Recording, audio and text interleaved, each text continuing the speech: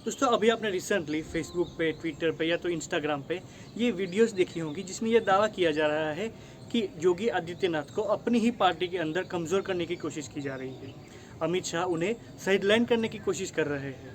दोस्तों क्या होगा अगर मैं आपसे कहूँ कि ये वीडियोस खुद अमित शाह ने चलवाए थे। ये वीडियोस से सबसे ज़्यादा फायदा अमित शाह को ही होगा। आइए समझते हैं कैसे।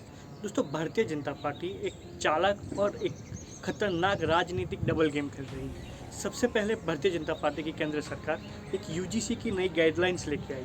इस वीडियो में हम उन गाइडलाइंस के मेरिट और डीमेरिट्स पर बात नहीं करेंगे, हम इसके रिएक्शन पर सिर्फ बात करेंगे। दोस्तों इन गाइडलाइंस का जनरल कास्ट ने खूब विरोध किया।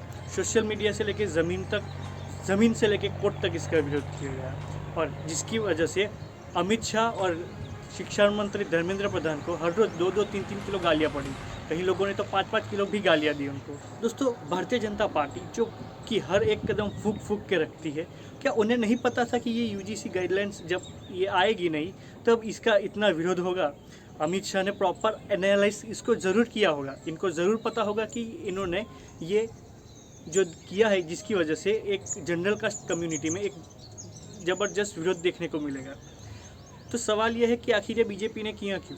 तो इसका सीधा जवाब है बीजेपी ने ये इसलिए किया ताकि एससी, एसटी और ओबीसी समाज के लोगों के मन में एक सॉफ्ट कॉर्नर पैदा किया जा सके। उन लोगों के दिमाग में ये डाला जाए कि Bharatiya Janata party SC, ST समाज के बारे में सोचती है, सामाजिक न्याय के बारे में सोचती है।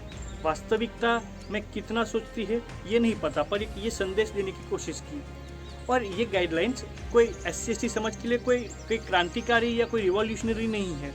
एससी एसटी समाज के लिए इतना कुछ फ़ायदा या नुकसान नहीं था इन गाइडलाइंस की वजह से, पर क्योंकि जनरल कास्ट के लोगों ने इतना विरोध किया तो एक रिवर्स पोलराइजेशन क्रिएट होता है, जिससे कि एससी एसटी समाज को ये अंदर एक नैरेटिव सेट होता है कि ये भारतीय जनता पार्टी हमारे लिए कुछ कर रही थी। दोस्तों बीजेपी ने ये इसलिए किया क्योंकि 2024 के लोकसभा चुनाव में एससी एसटी वोटर काफ़ी इंडिया अलायंस की तरफ शिफ्ट हुए थे, खास करके उत्तर प्रदेश में, जिसका कि भारतीय जनता पार्टी को एक बहुत खराब नतीजा देखने को मिला था, देश में भी और उत्तर प्रदेश में भी। अब दूसरी तरफ भारतीय जनता पार्टी ने जानबूझकर एक नैरेटिव चलवाया।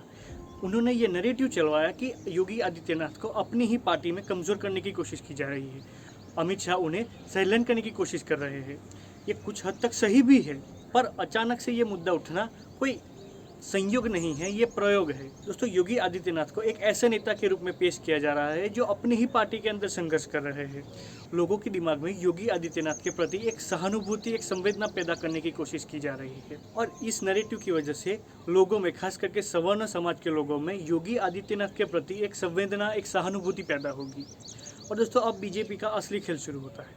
अब सवर्ण समाज क्या करेगा कि सवर्ण समाज सोचेगा कि हमारे योगी जी को कमज़ोर करने की कोशिश की जा रही है, तो सवर्ण समाज इलेक्टोरली योगी आदित्यनाथ को सपोर्ट करेगा।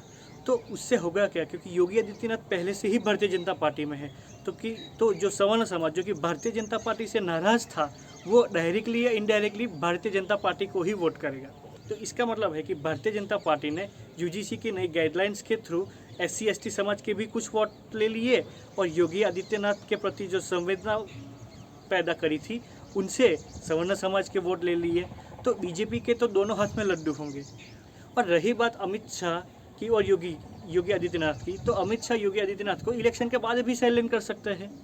उन्हें करना सिर्फ इतना है कि जब टिकट का बंटवारा होगा तब ज़्यादा विनेबल सीट्स होंगी, उन पे अमित शाह अपने कैंडिडेट्स खड़े रखेंगे। तो होगा क्या कि जब रिजल्ट आती है और अगर पार्टी जीतती है तो एमएलएस क्योंकि अमित शाह के फेवर में ज़्यादा है, तो अमित शाह जिसे चाहे उसे सीएम बना सकता है। अमित शाह चाहे तो संबित पात्रा को भी सीएम बना सकते हैं, वो चाहे तो अपने बेटे जय शाह को भी सीएम बना सकते हैं। तो इससे क्या होगा कि अमित शाह सांप भी मार देंगे और लाठी भी नहीं टूटने देंगे।